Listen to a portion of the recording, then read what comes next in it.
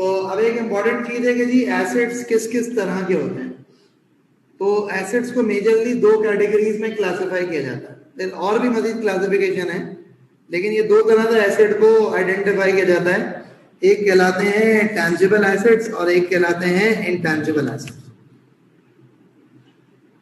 Tangible assets का मतलब क्या होता है कि वो एसेट्स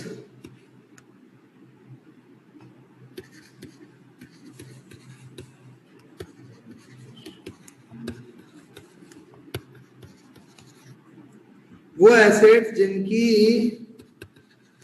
फिजिकल एग्जिस्टेंस हो, वो assets, those assets which have physical existence, वो एसेट्स जिनकी फिजिकल एग्जिस्टेंस हो। क्या मतलब, कौन से एसेट्स जिनकी फिजिकल एग्जिस्टेंस हो, उसको जरा समझना। बेसिकली व्हाट हैपेंस इज कि वो एसेट्स जिनकी फिजिकल एग्जिस्टेंस हो, इससे मतलब क्या होता है? इससे मतलब कुछ तरीके से होता है कि जैसे अगर आप बात करोगे तो आप कहोगे कि यार ये अगर मिसाल देखें तो एक गाड़ी अगर एक बिजनेस के पास है तो वो एसेट है, टच कर सकते हैं ना गाड़ी को। अच्छा जी, एक बाइक है तो वो फिजिकल एसेट है, एक जमीन पड़ी हुई है तो वो भी टेंजिबल एसेट है, अगर कोई बिल्डिंग पड़ी हुई है तो वो बिल्डिंग भी टेंजिबल एसेट है। उसके अलावा जो है आपके पास मशीनरी है तो वो भी टेंजिबल एसेट है। उसके बाद हाँ इक्विपमेंट हो गया, फिर उसके बाद जो है ना ये फर्नीचर्स हैं, तो ये तमाम की तमाम चीजें हैं, ये टेंजिबल एसेट की कैटेगरी में आ जाती है। टेंजिबल का मतलब वो चीज जो फिजिकली एग्जिस्ट करती है, वो चीज जो फिजिकली, ऐसा तो नहीं मेरी राइटिंग बिल्कुल समझ नहीं आ रही ना, क्योंकि मेरी राइटिंग के साथ साथ मेरी कमेंट्री भी चल रही है तो इसलिए वो सप्लीमेंट कर देती है, सही है ना। तो भाई गाड़ियां हैं, बाइक्स हैं, लैंड है, जमीन है, बिल्डिंगें हैं, और उसके अलावा मशीनें लगाई हुई हैं, आपने फर्नीचर खरीदा हुआ है, कंप्यूटर्स खरीदे हुए हैं, ये तमाम के तमाम वो हैं जिनको आप फिजिकली टच कर सकते हैं। ये क्या कहलाएंगे? टेंजिबल। क्या कहलाएंगे? Tangible assets. सही है। अच्छा, अब जो दूसरी कैटेगरी है that's actually termed as an intangible asset. तो दूसरी कैटेगरी है that's actually termed as an intangible asset. Now what exactly do you mean by intangible asset? Let's try to have an understanding.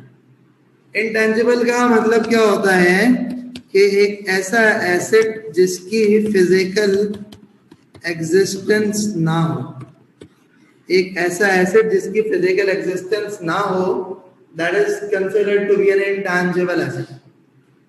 मैं repeat करता हूँ, एक ऐसा asset जिसकी physical existence ना हो, that is considered to be an intangible asset.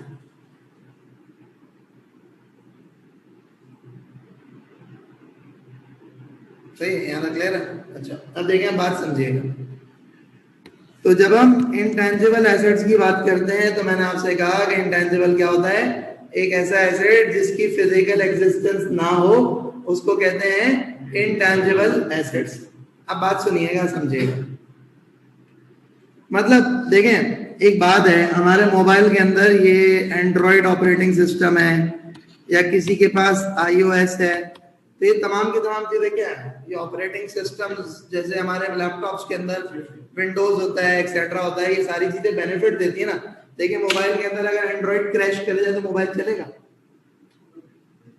Mobile के अंदर iOS क्रैश कर जाए चलेगा? नहीं चलेगा। ये कंप्यूटर के अंदर विंडोज क्रैश कर जाएगा, ये कंप्यूटर किसी काम का नहीं। तो इसका मतलब ये जो सारी की सारी चीजें होती हैं, इनको यूजुअली हम कहते हैं क्या? सॉफ्टवेयर। आपको अक्सर नजर आता होगा, आपका व्हाट्सएप जो है ना, वो कहता होगा अपडेट करो।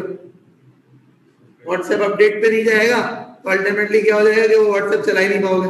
वो अक्सर ऐसा होता है ना कि जब 15 दिन रह गए व्हाट्सएप के अपडेट में, जी 10 दिन रह गए, आपने अपडेट नहीं किया। जैसे मेरे साथ तो अक्सर ऐसा होता है कि अपडेट की डेट निकल जाती है ना, फिर जब मुझे इस्तेमाल करने से रोक देता है ना, तो फिर मैं व्हाट्सएप अपडेट करता हूँ। अभी रिसेंटली 2 बार ऐसा हो चुका है कि उसने इस्तेमाल करने से रोका तो मैंने अपडेट किया।